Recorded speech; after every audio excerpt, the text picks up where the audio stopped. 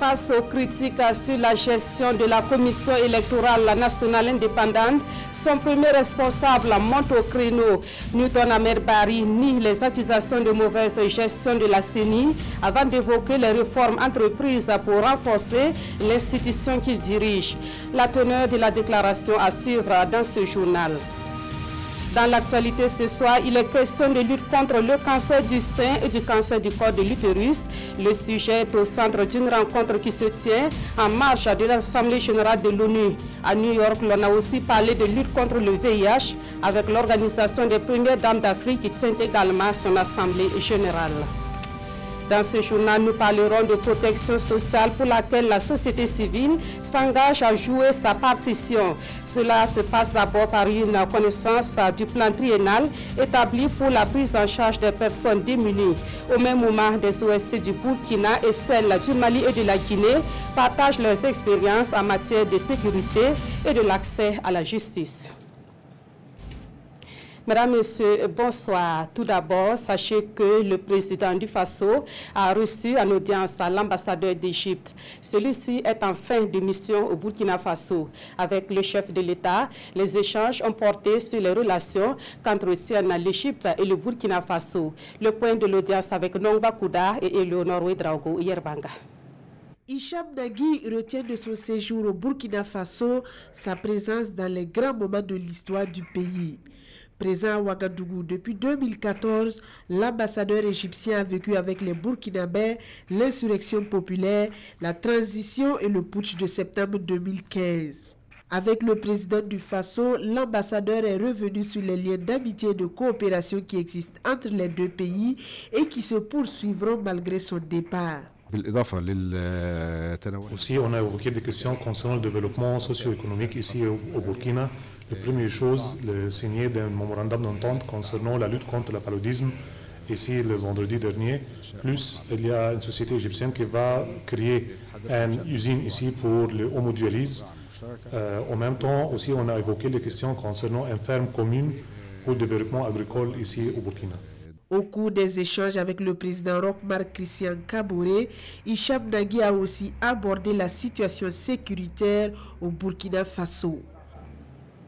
Et toujours à l'agenda du président du Faso, sachez que Roch-Marc Christian Kaboré se rendra demain à Kourgou. Il va présider le 27 septembre la première édition du Salon international du coton et du textile. Thème de ce salon, la transformation intégrée du coton, facteur de création d'emplois et de richesse. Le SICOT va mobiliser près de 1000 participants, des panélistes et des acteurs de la chaîne de valeur du coton. Au cours de son séjour dans la cité du Cavalier Rouge, le président du Faso va échanger avec les fils et filles de la région du centre-ouest sur leurs préoccupations.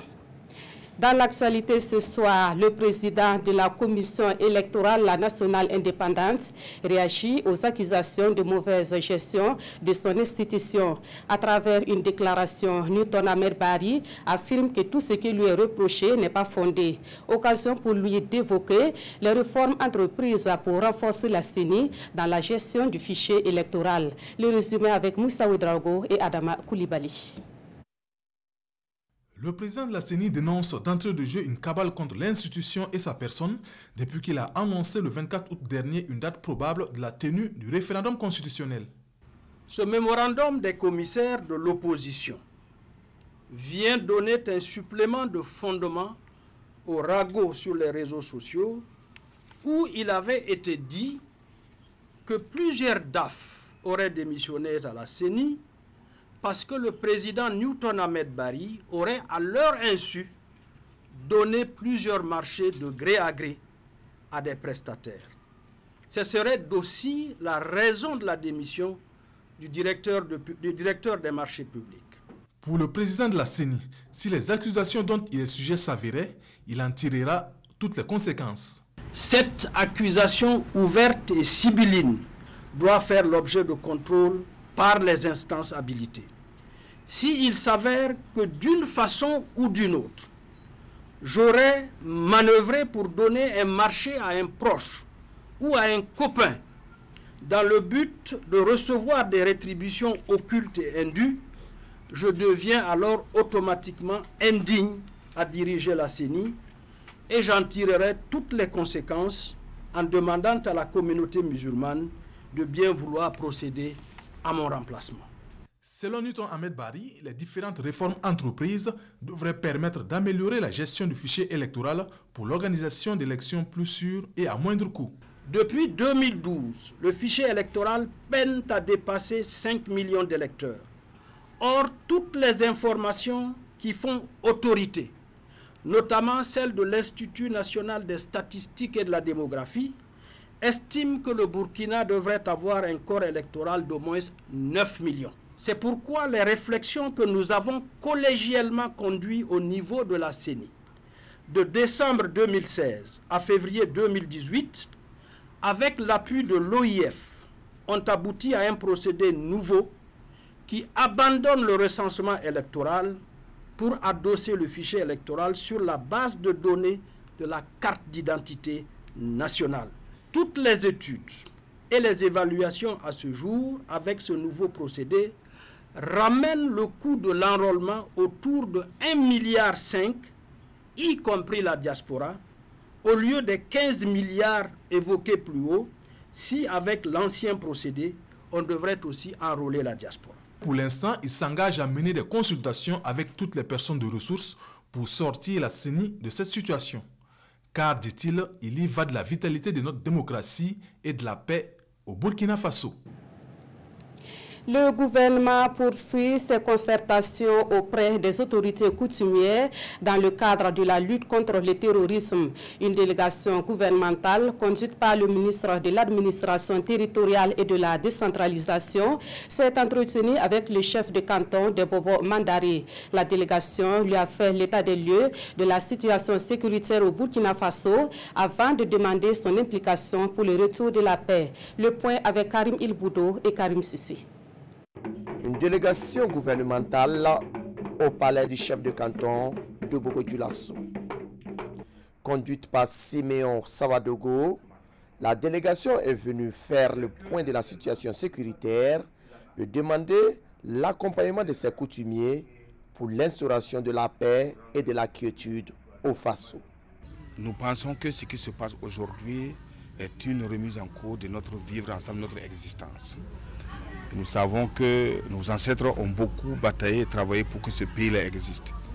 C'est un devoir donc pour le gouvernement, quand il y a des difficultés de ce genre, au-delà de toute perception partisane, de rendre compte à ces dynasties donc, de la tradition, de la situation qui prévaut dans notre pays, demander leur bénédiction, demander leur prière pour que le Burkina Faso puisse recouvrer la paix.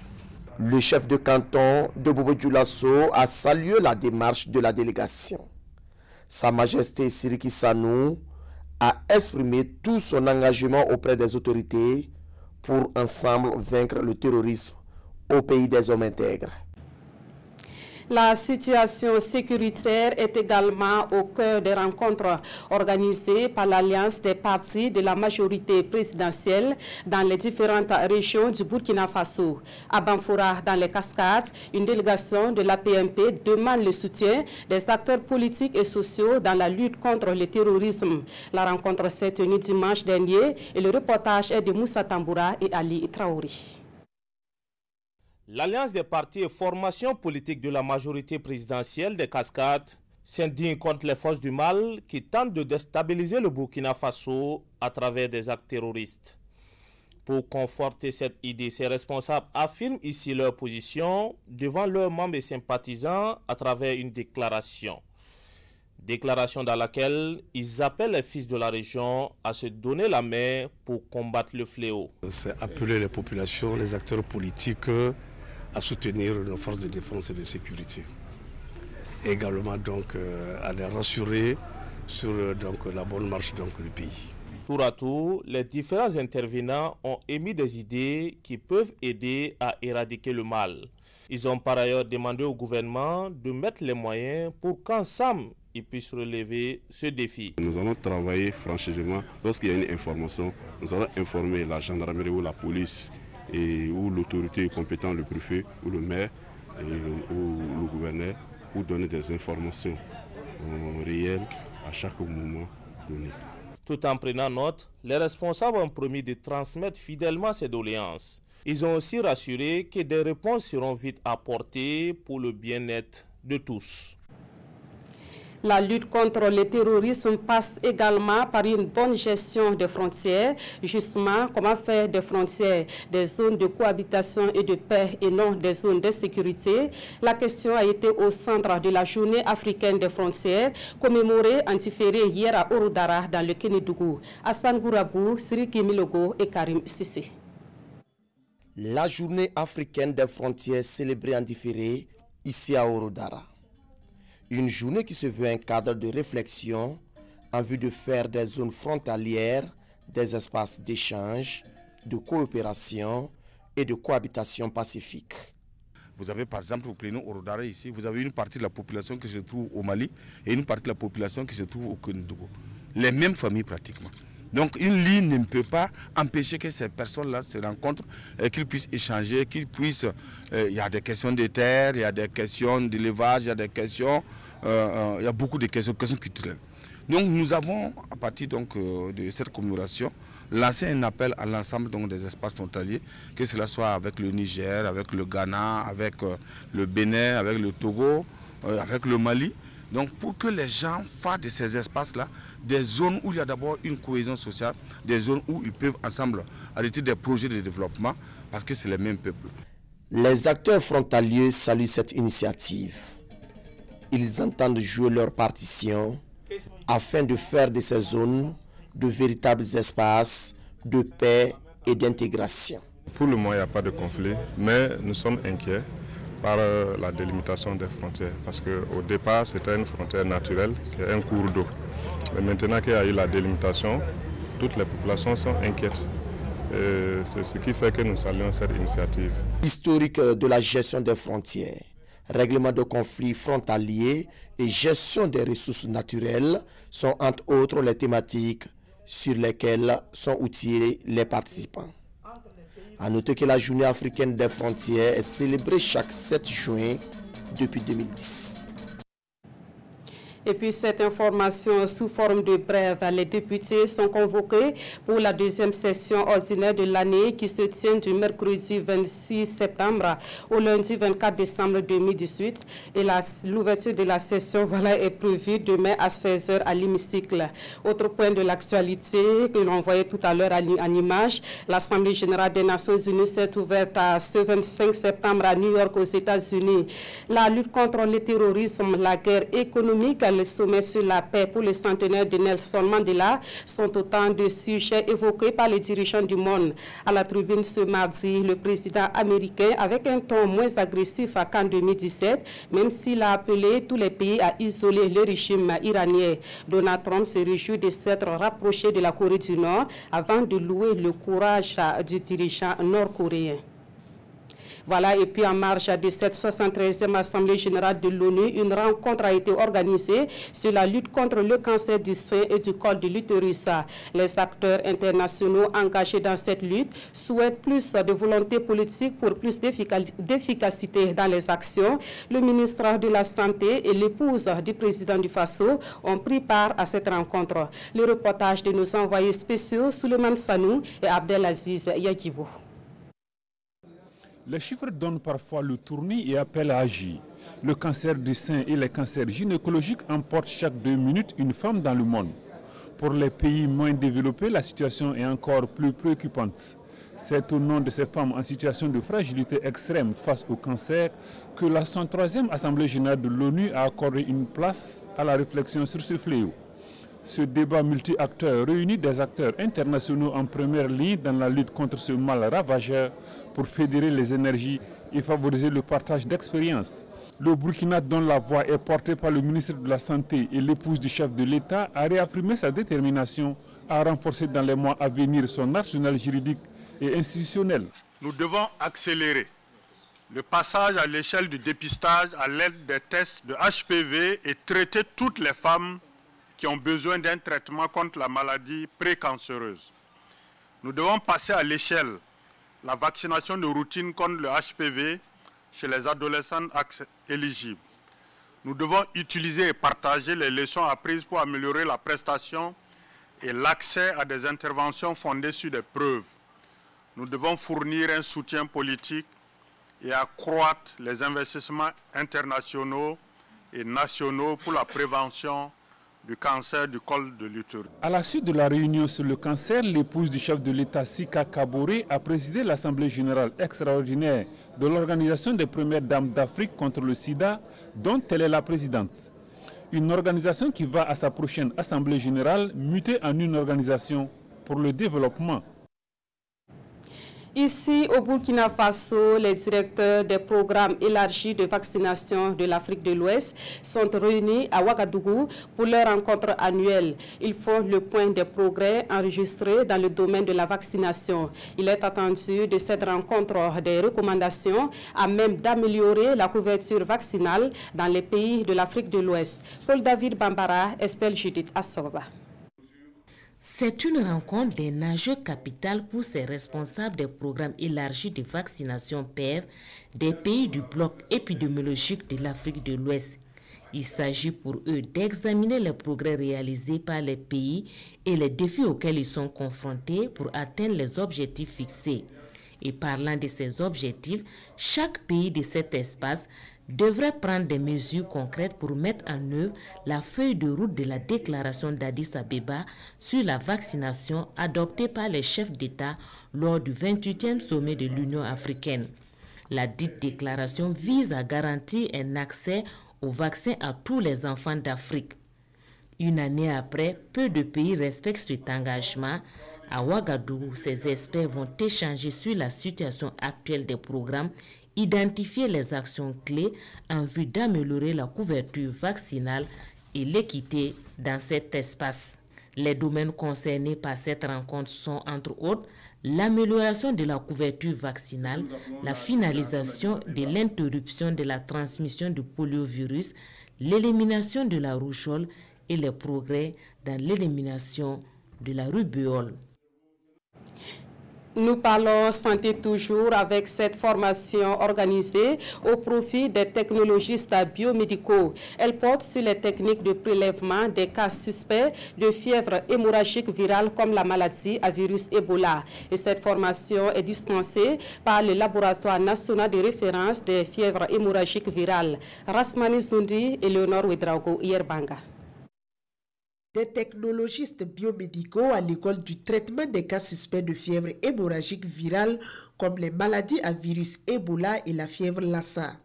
Il est question de former et de recycler ces technologistes au respect des précautions standards pour prévenir et combattre ces maladies dont le risque de contraction par le personnel de santé et même les autres patients reste élevé. Cette formation est essentielle parce qu'elle concerne tout ce qui est relatif au prélèvement des échantillons, au conditionnement des échantillons, à leur acheminement, également à l'utilisation des équipements de protection individuelle et bien sûr à l'application des bonnes pratiques au laboratoire. Ils vont apprendre à porter l'équipement individuel de protection de type 3, qui est un équipement que l'opérateur porte pour pouvoir entrer en contact direct avec le patient suspecté Ebola ou Lassa pour pouvoir faire le prélèvement. Cet atelier de formation et de recyclage est une mise en application du plan de riposte contre la maladie à virus Ebola élaboré par le Burkina Faso après l'enregistrement en 2014 de 10 alertes de cas suspects de la maladie qui se sont avérés négatifs. Autre point de l'actualité, la deuxième session ordinaire du Conseil économique et social a débuté ce matin à Ouagadougou. Les 90 conseillers du CES amènent la réflexion sur la prévention budgétaire et la planification de l'intervention des pouvoirs publics. L'objectif recherché, c'est de trouver des solutions durables en vue de rationaliser les dépenses publiques. Paul-David Bambara et Yarkiteda. 41,9% des personnes enquêtées jugent irrationnelles les dépenses publiques, 36,5% affirment le contraire, les personnes les plus pessimistes aussi autour de 20% selon une enquête réalisée par le Conseil économique et social dans les 13 régions du Burkina. En tant qu'interface du pouvoir exécutif et les populations, le CES se convainc qu'il faut trouver tout de suite et maintenant des solutions crédibles et durables à même de rationaliser les dépenses publiques pour une efficacité de l'appareil d'État. C'est la quintessence des réflexions à engager au cours d'un mois de débat entre les 90 compétences de l'institution. Il s'agit pour nous d'analyser le niveau de rationalité des dépenses publiques au Burkina Faso, de poser les conditions d'efficacité de l'appareil d'État, d'identifier les déterminants d'une allocation efficace des ressources publiques. Au terme des débats, les conseillers devraient être à mesure d'identifier clairement les catégories de dépenses de l'État à ne pas réduire, quelle que soit la période d'austérité, tout en intégrant l'actualité brûlante du moment marquée par les attaques terroristes. D'ailleurs, sur ce phénomène, le CES se veut clair, il faut un front commun contre les forces du mal. Cette deuxième session ordinaire de l'année du Conseil économique et social prend fin le 22 octobre prochain avec des recommandations devant permettre de susciter une conscience encore plus accrue pour des choix budgétaires sincères et réalistes. Procès du putsch manqué de 2015 au tribunal militaire de Ouagadougou, le capitaine Abdoulaye Dawo était à la barre encore ce mardi. Au 4e jour de son interrogatoire, il reste à camper sur sa position en niant les faits d'accusation portés contre lui. Le capitaine Dawo rejette en bloc les résultats de l'expertise réalisée sur son téléphone et son ordinateur. Des explications avec Draman Guéné et Zoubavier David Dabiri.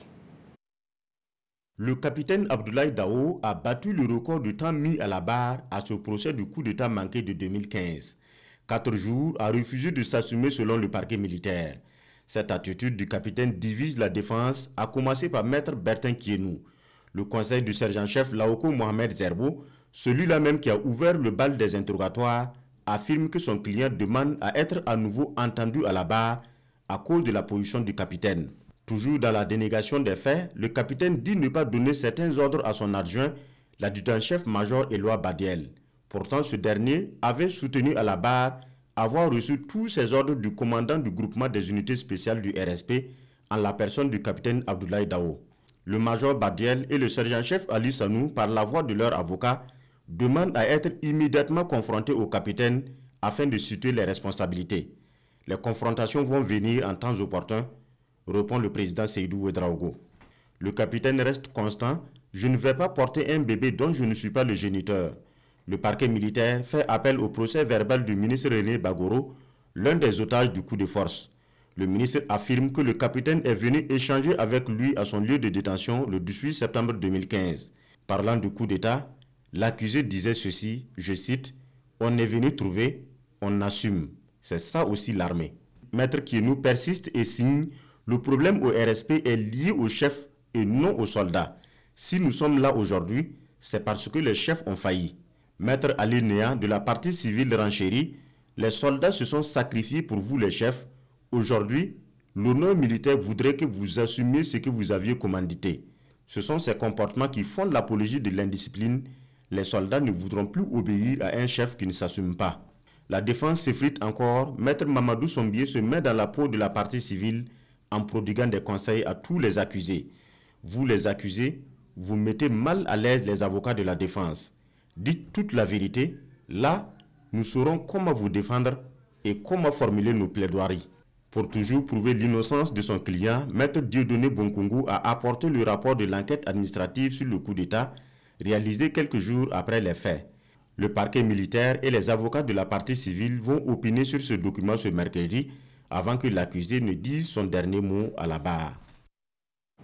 Autre titre de l'actualité, les organisations de la société civile s'impliquent dans l'élaboration des plans de protection sociale. Des représentants d'OSC sont réunis à Ouagadougou pour prendre connaissance du plan d'action prioritaire 2019-2022 pour l'assistance des personnes démunies. Ce plan est établi par le secrétariat permanent du Conseil national de protection sociale. On en sait plus avec Roger Kam et Oumou Sissi.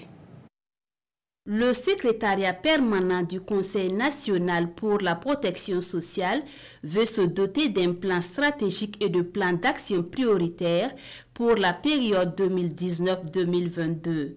Et pour cela, il demande la contribution des organisations de la société civile pour une mise en œuvre réussie de la politique de protection sociale au Burkina Faso.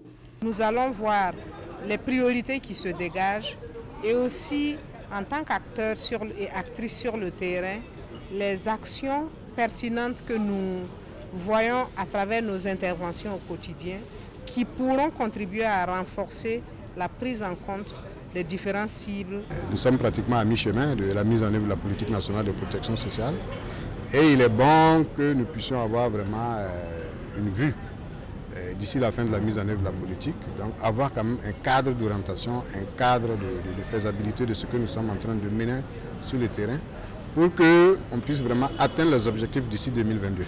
La politique nationale de protection sociale a été adoptée en 2012. Et depuis cette date, le secrétariat permanent du Conseil national pour la protection sociale dispose d'une liste de ménages vulnérables issus de 23 communes. Et il apporte des réponses en termes d'éducation, de santé et de nutrition à plus de 48 000 personnes vulnérables. Les organisations de la société civile du Burkina Faso et celles du Mali et de la Guinée partagent leurs expériences au cours d'une rencontre débutée aujourd'hui à Ouagadougou. Les principaux domaines concernés sont la sécurité et l'accès à la justice. Et cette rencontre se tient à l'initiative du NDI et du système des Nations Unies. Yacouba Gamene, Nathalie Sawadgo, Navalou. L'exemple du processus de réforme et de la gouvernance du secteur de la sécurité de la République de Guinée partagé ici avec les organisations de la société civile du Mali et du Burkina Faso. Objectif, apporter leur contribution au renforcement de la confiance, du contrôle citoyen et de la gouvernance du secteur. La réforme que nous menons en Guinée il y a 8 ans fait l'objet d'appréciation. Mais c'est à Ouaga que l'expérience guinéenne est née. Notre réforme est nationale et que quand on parle de nation, c'est la société civile. Ce partage d'expériences sud-sud va permettre aux pays de la bande sahélo-sahélienne de mettre en adéquation les besoins et attentes en matière de sécurité et de justice avec les moyens, outils et institutions pour faire face aux nouvelles menaces. C'est très important que nous associons toutes les couches et surtout celles de la société qui sont actives dans la consolidation d'un état de droit, qui sont plus proches des populations. Les organisations de la société civile des 3 pays, après 48 heures d'échange, devront tracer une feuille de route pour une implication plus active et constructive des OSC dans le processus de réforme du secteur de la sécurité dans leurs pays respectifs. La Commission nationale des droits humains forme ses membres sur les missions de cette institution. Une formation qui intervient 2 mois après l'installation des membres de la CNDH. Elle est financièrement soutenue par l'Institut danois des droits de l'homme. Pawadrogo Jean Zongo, Abdul Rasmane Zongo. Identité et mission d'une institution nationale des droits de l'homme, c'est la thématique qui fait office de formation au bénéfice des commissaires et personnels de la CNDH, Commission nationale des droits humains du Burkina. Il s'agit globalement de partage d'expériences entre institutions sœurs du Burkina, du Niger et du Danemark.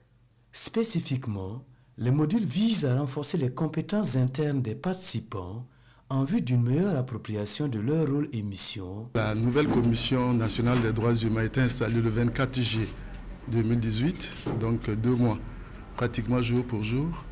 Et la Commission a pour mission donc de promouvoir, de protéger et de défendre les droits humains sur l'ensemble du territoire national. Donc il était important qu'on puisse outiller le nouveau commissaire afin justement donc, de jouer pleinement donc, leur mission et de réussir donc, le mandat. Toutes choses qui permettent davantage à la CNDH de jouer son rôle de sentinelle en tant qu'acteur important dans le système de promotion et de protection des droits de l'homme au Burkina Faso. L'ONG Catholic Relief Service a fait le bilan de son programme dénommé FASO. Ce programme vise la réduction de l'insécurité alimentaire en milieu rural.